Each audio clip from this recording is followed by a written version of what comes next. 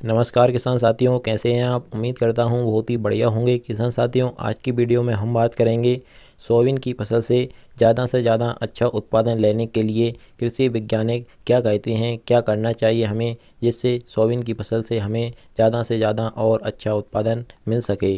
किसान भाइयों, आज हम पॉइंट बाय पॉइंट बात करेंगे। हमारा पहला पॉइंट रहेगा किसान साथियों, गलतियाँ खेत में सोयाबीन की बढ़वार के लिए क्या करना चाहिए। और दूसरा पॉइंट हमारा यह रहेगा कि सोयाबीन की फसल में पीलेपन को जैसी बीमारियों को दूर करने के लिए क्या करना चाहिए। और तीसरे पॉइंट में हम बात करेंगे सोयाबीन में कीट रोग प्रबंधन के लिए क्या करना चाहिए। और चौथे पॉइंट में हम बात करेंगे सोयाबीन में रासायनिक दवाई का प्रयोग कब करना चाहिए। और पाँचवें पॉइंट में हम बात करेंगे रासायनिक दवाई डालते समय किन बातों का ध्यान रखना चाहिए। तो किसान साथियों, इस तरह से आपको पूरी जानकारी वीडियो में अच्छी तरीके से दी जाएगी। उससे पहले हमारा आपसे निवेदन है, अगर आपने अभी तक हमारे चैनल को सब्सक्राइब नहीं किया है तो इसी तरह की जानकारी आपसे और आपकी सभी फसलों से जुड़ी सही और समय पर जानकारी सबसे पहले पाने के लिए आप हमारे चैनल को सब्सक्राइब कर लीजिए, वीडियो को लाइक कर दीजिए और ज़्यादा से ज़्यादा हमारे सभी किसान भाइयों के साथ शेयर भी करिएगा। किसान साथियों, खरपतवार नाशक दवाई छिड़कने के बाद सोयाबीन की फसल कमज़ोर हो गई है। सोयाबीन की अच्छी ग्रोथ के लिए कृषि विशेषज्ञ क्या कहते हैं। देश भर में हो रही लगातार बारिश से गलतियां खेत में सोयाबीन की फसल कमज़ोर हो गई है। इसके साथ ही फसल में कीट व रोग का प्रभाव होने लगा है। किसान भाई बता रहे हैं कि खरपतवार नाशक दवाई छिड़कने के बाद सोयाबीन की बढ़वार रुक गई है। अब किसान कृषि विशेषज्ञों से जानना चाहते हैं कि सोयाबीन की फसल के लिए अच्छी ग्रोथ एवं कीट रोग प्रबंधन के लिए कौन कौन से कृषि उपाय किए जाएं ताकि सोयाबीन की फसल से अच्छा उत्पादन मिल सके। के लिए अब कृषि विशेषज्ञ उचित खाद प्रबंधन का सुझाव दे रहे हैं। इसके अलावा कृषि विशेषज्ञ अन्य क्या ज़रूरी बातें बता रहे हैं, वह हम आपको बताना चाहते हैं। किसान भाइयों, सबसे पहले पॉइंट में बात करते हैं हम गलतियाँ खेत में सोयाबीन की बढ़वार के लिए क्या करना चाहिए। सोयाबीन की फसल अधिकांश इलाकों में 1 महीने की हो गई है। इसी दौरान मध्य प्रदेश के कई हिस्सों में ज़बरदस्त बारिश होने के कारण सोयाबीन की बढ़वार रुक सी गई है। सोयाबीन के पौधे की जड़ें गलने लगी हैं। वहीं कई क्षेत्रों में खरपतवार कीटनाशक के अभाव के कारण भी फसल कमज़ोर हो गई है। सोयाबीन फसल की अच्छी ग्रोथ के लिए कृषि विशेषज्ञों का कहना है कि सोयाबीन की फसल को ज़्यादा बारिश के दौरान नाइट्रोजन की अत्यधिक आवश्यकता रहती है। नाइट्रोजन की कमी के कारण फसल में पीलापन आता है। यह स्थिति तब निर्मित होती है जब खेतों में पानी भरा हुआ रहता है। किसान इस समस्या के निदान के लिए सर्वप्रथम अपने खेतों से पानी की निकासी का पर्याप्त प्रबंधन करें। और हम बात करते हैं दूसरे पॉइंट की, सोयाबीन की फसल में पीलापन दूर करने के लिए क्या करना चाहिए। कृषि विशेषज्ञों का कहना है कि सोयाबीन के पौधों को सूर्य की धूप नहीं मिलने के कारण सोयाबीन में पीलापन आता है।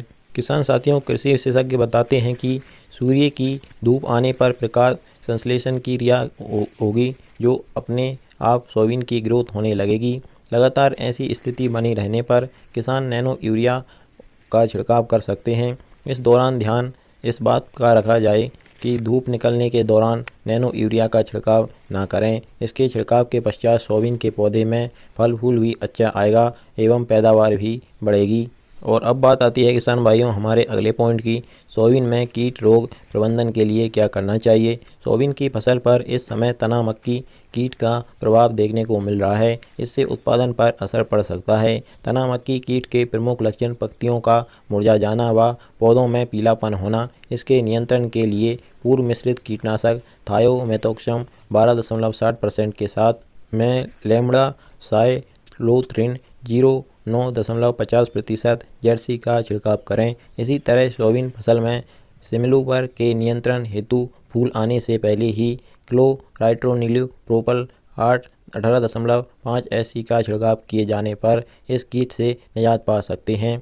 और किसान साथियों, अब बात आती है हमारे अगले पॉइंट, सोयाबीन में रासायनिक दवाई का प्रयोग कब करें।